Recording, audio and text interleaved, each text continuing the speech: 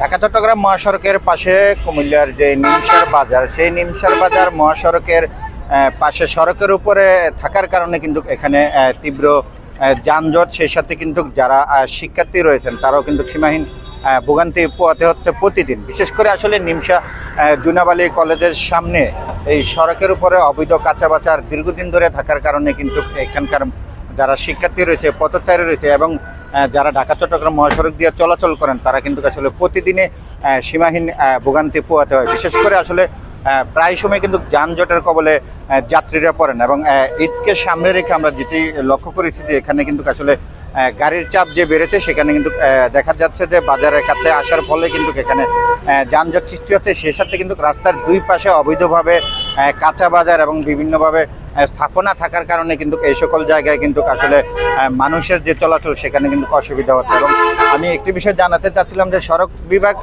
কয়েকদিন পর পর উচ্ছেদ অভিযান চালালেও তারা কিন্তু আবার পুনরায় এই জায়গায় এসে কিন্তু আবার অবস্থান করেন এবং এখানে এই সড়কের উপরে তারা যে যার মতো করে দখল করে নিয়েছেন। এবং এখান থেকে গত 2 দিন আগে এখানে 12 জন যারা প্রকাশ্যে এই কাঁচা বাজার অবৈধ বাজার থেকে টাকা তুলেছেন, সেখানে 12 জন চাঁদাবাজকে তারা গ্রেপ্তার করেছেন এবং প্রশাসন তাদেরকে জেল হাজতে পাঠিয়েছেন বলে আমরা জানতে পেরেছি। সব কিছু মিলিয়ে যদি বলি যে আসলে এই নিমসার বাজারটি যদি সড়কের থেকে সরিয়ে নির্ধারিত একটি জায়গায় নেয়, তাহলে এখানকার যারা শিক্ষার্থী রয়েছেন, পথচারী রয়েছেন এবং বিশেষ করে মহাসড়কে যে সকল যানবাহন চলাচল করে সেখান থেকে যানজট থেকে তারা মুক্তি পাবেন। এই ছিল কুমিল্লা থেকে আমার কাছ থেকে সর্বশেষ।